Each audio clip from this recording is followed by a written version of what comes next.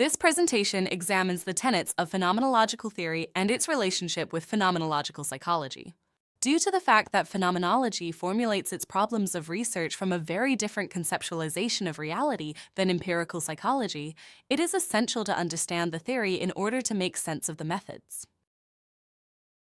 Phenomenology is a philosophical and methodological school of thought attributed to Edmund Husserl. Husserl was influenced by several historical thinkers. Hereunder, Descartes and Kant, but he specifically credited Brentano's seminal work, Psychology from an Empirical Standpoint, for reintroducing the concept of intentionality and for proposing a radical form of descriptive psychology, where the researcher complements empirical observations with descriptions of the researcher's own inner perceptions.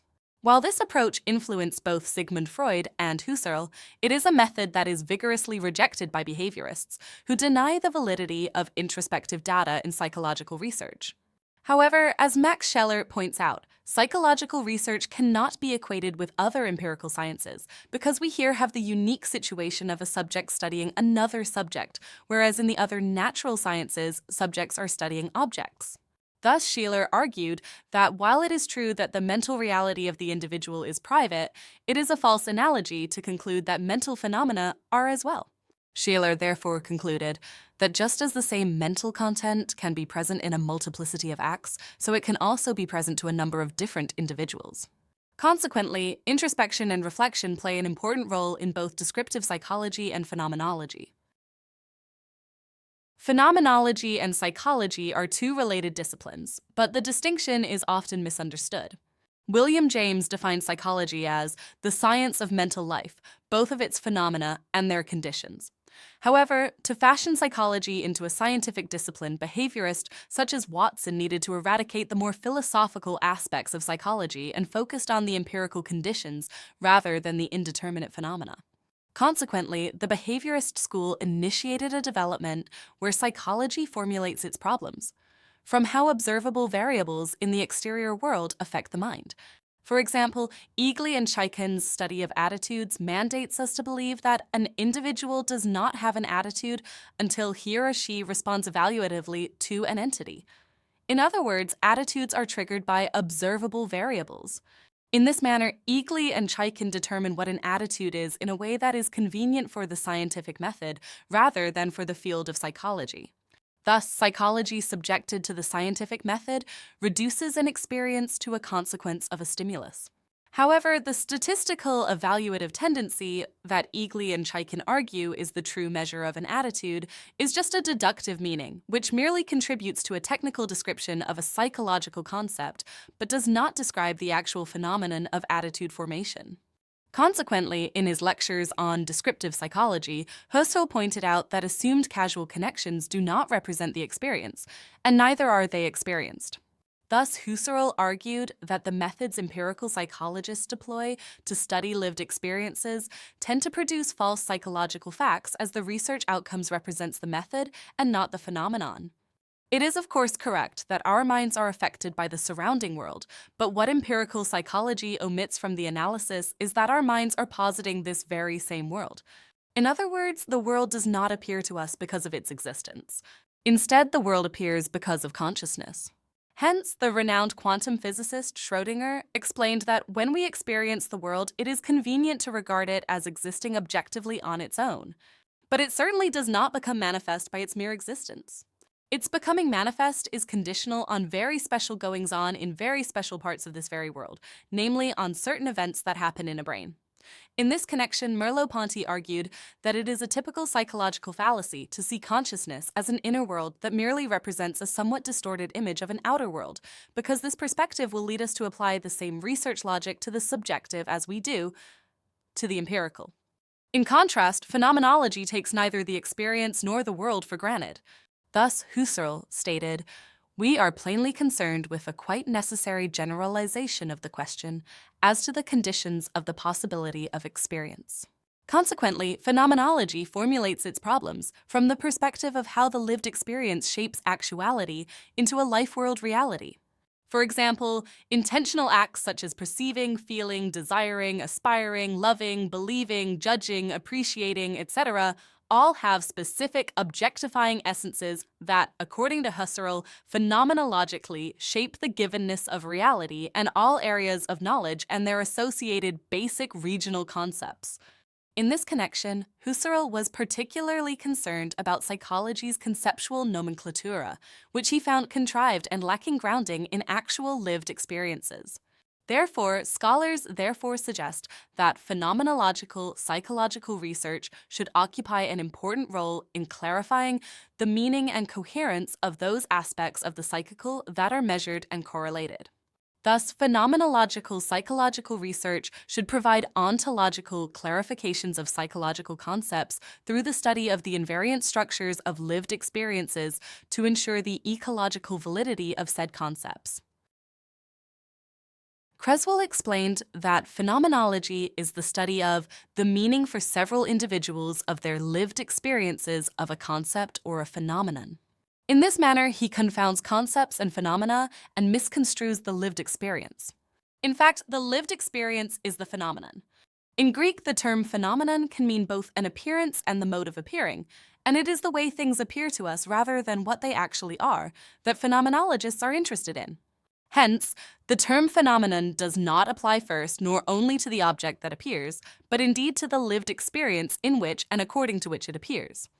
In contrast, concepts are abstractions that we from different vocational perspective use to objectify reality. For example, it may be true that Inuits have multiple words for snow, but in actuality, snow is unaware of its own snowness, and each term for snow is a product of interpretive acts for the purpose of categorizing a range of possible experiences with snow. Fundamentally, a concept is a judgment that transforms the lived experience to a type of experience. In contrast to phenomena, concepts are not real because they refer to no particular lived experience. Consequently, subjects cannot have a lived experience of a concept, but a lived experience can conceptually be classified as a type of experience. In this connection, Heidegger argued that scientific progress takes place when we force ourselves to ask questions of the basic constitution of each domain, and that real movement of the sciences takes place in the revision of basic concepts.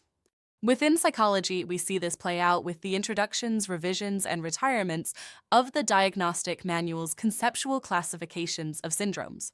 For example, through investigations of lived experiences, researchers have been able to reconceptualize shell shock and the Vietnam syndrome as an overarching type of lived experience we call PTSD.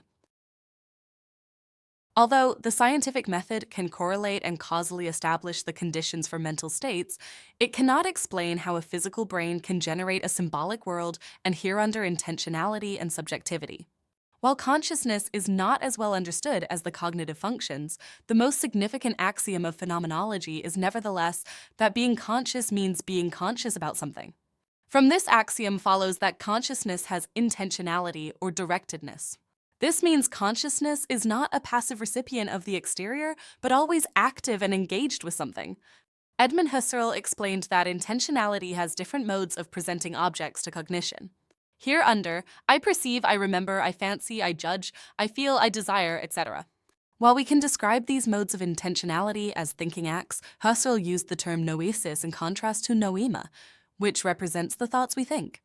Although thinking never occurs without thoughts, Husserl posited that noesis is not just neutral mediators between world and mind, but contains a non-empirical content or an essence that shapes how the world appears to us. For Husserl, intentionality is the defining feature of consciousness. Subjectivity is therefore always actively intending the world, much in the same way a lighthouse illuminates its surroundings with its piercing light beam. Thus, Jean-Paul Sartre described intentionality as ego rays. However, the ego rays of subjectivity does more than illuminate its world. It is a phenomenon that animates objects with essence. Thus, Husserl stated that intentional acts contain a priori truths which belongs to moments constitutive of objectivity. And by a priori truths, he meant that how we think contains an essence that is the same for all subjects. An essence that on average allows us to experience the same type of reality and to live in the belief in objectivity. Thus, Husserl argued that constitutive subjectivity in the final analysis is transcendental intersubjectivity. And this insight led phenomenologists to posit that the world we experience is a constituted objectification. Consequently, Husserl defined the problem that phenomenological research should be preoccupied with as the problem of constitution or the problems of phenomenological shaping.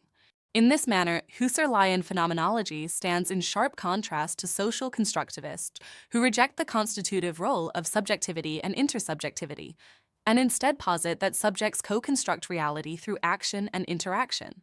Thus, for constructivists, the truth about our world is relative and negotiated, whereas phenomenologists posits that the transcendental feature of subjectivity allows for universal truths. In the secondary literature, transcendental and psychological subjectivity is utterly confused. For example, Cresswell's influential handbook on qualitative research repeats Mustaka's statement that transcendental means that everything is perceived freshly as for the first time. Mustakas and Cresswell are likely trying to explain intentionality, but it is only by considering the non-empirical content, that is, the modes of objectification immanent to subjectivity, that we get in contact with the transcendental realm. Thus, Husserl explained that a perceptual experience of a thing is in principle different from the act of experiencing, and that a transcendental study of intentionality excludes the natural performance of all empirical apperceptions and positing. For example, we can understand essence from the following. Irrespective of the angle we perceive an object from, what remains invariant is the fact that the object appears to us in 3 dimensions. Thus, the essence of perception is perspective. In this manner, transcendental phenomenology considers the transcendental ego's ideal objectification of reality that makes experience of objects possible for cognition. In contrast, Husserl explained that psychology is a science of realities and that the phenomena in phenomenological psychology research are based in real events. In this manner, phenomenological psychology considers how the psychological ego takes possession of objects and situations and posits its life world. Therefore, transcendental phenomenology is not an empirical research discipline as Mustakas could lead us to believe. However, transcendental phenomenology and phenomenological psychology are 2 sides of the same coin, and just 2 different ways of understanding subjectivity. Hence, Husserl argued, we have thus a remarkable thoroughgoing parallelism between a properly elaborated phenomenological psychology and a transcendental phenomenology. Therefore, transcendental phenomenology is foundational for the phenomenological psychological researcher as it clarifies the phenomenological paradigm in a manner where the researcher can evaluate the methodological credibility of their research designs. What makes phenomenological theory challenging is that it operates with 2 parallel forms of subjectivity, that is, psychological and transcendental subjectivity, and therefore also 2 forms of essence. Husserl explained these 2 forms of essence in terms of essential generalities versus pure generalities of the lived experience. Essential psychological generalities are often defined in terms of the gestalt, the eidos of the lived experience, or simply the most important features of an experience. Consequently, the essence of a lived experience can be understood as the type of experience a subject is having. These essential generalities can be identified from the subject's apperceptive transference of analogous and indicative content from their experience horizon, a horizon that stretches between retention and pretension or foreshadowing. This phenomenon allows the subjects to make a judgment about the state of affair of what they encounter from what they remember, as well as what they anticipate will happen next. From our analysis of the analogous and indicative content in our subject's disclosures, we can tentatively formulate a general psychological description of the experience. Thus, Husserl explained that we are to explore the psychological origin of the relevant judgments and concept and seek out in the actual human psyche the source of judgments and explain how in general we come to believe, beyond what is given in perception and memory in what is to come. However, this type of essence is a psychological abstraction where the link to any specific individual is bracketed. Thus, Husserl explained that we bracket the identity of the individual, but without putting out of play the connection to any factual existing individuals. In contrast, pure generalities pertains to the essence of transcendental subjectivity. The problem here is that it really does not exist, and neither does its essence. While transcendental subjectivity and its pure generalities can be analytically defined, it is not empirically real. Instead, transcendental subjectivity can be understood as a way the researcher looks at psychological subjectivity.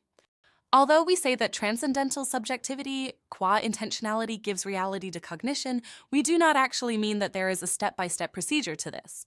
Transcendental and psychological subjectivity is the same thing considered differently and always appears together in a nexus with the things intended.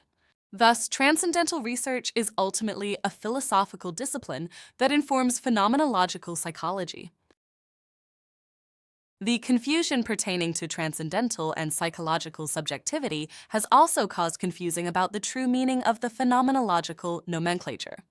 For example, the term lived experience has acquired an almost romanticized catch-all meaning, but when Husserl wrote about experiences, he had two concepts in mind that are difficult to translate into English: Erlebnis and Erfahrung. Erlebnis is usually translated as lived experience, but Husserl meant a pre-reflective flow impression. Husserl therefore stated that the thinker knows nothing of his lived experiences of thinking, but only of the thoughts that he is thinking. In fact, perception is such an unreflected lived experience. Therefore, perception does not mean a point of view, an opinion, or an attitude. Perception is simply an intentional act, which gives reality to cognition in a certain phenomenal way. However, the intentional content of perception is only available through introspection and cannot be directly communicated. In contrast, we live our everyday lives in the natural attitude, which is the conviction that we are part of the world and subject to its action on us. Therefore, in the natural standpoint, our experience is not unreflected. Husserl referred to this form of experience as Erfahrung and posited that natural knowledge begins with experiences and remains within it, and that Erfahrung allows us to live in the belief in objectivity. Where the mode of lived experience is perception, the mode of natural experience is apperception. The term combines ad and perception and signifies all we bring to perception. These additional data that apperception add to the perception come in the form of analogizing apperceptions, where similar events from the past form a nexus with the immediate, apprehended, while in the same moment, a nexus is established with indicative apperceptions containing a foreshadowing of what may come next. However, in the very moment our ego takes possession of a perception, our temporal horizon collapses into a single apperceptive perspective, where everything past, present, and future is experienced as a moment pertaining to the now point. As if this bonus content that clings to the fringes of our immediate experience was already part of it to begin with. In this manner, apperception fulfills a constitutive role by animating perceptions with data not directly connected with what is apprehended. Phenomenology is referred to as an eidetic discipline in contrast to empirical psychology. In the above, I also referred to the eidos, which can be explained as a general idea or type of experience. While empirical research outcomes are produced through collection of empirical data, such as interviews and observations, then phenomenology retains an element of classic descriptive psychology by including data from the researcher's own introspections and reflection when producing the research outcomes. Thus, Husserl explained that studying a plurality of similar objects is only sufficient to identify what is common as an empirical extension, but not what is general as eidos. Consequently, phenomenology departs from the generic thematic analysis by focusing not only on the collected data, but also on the researcher's experience with said data. In this manner, the researchers become a theme within the analysis, because it is their existential and vocational baseline that is the reference point of the analysis and not the subjects. In the following presentation, we will examine the step-by-step procedures of descriptive phenomenological research.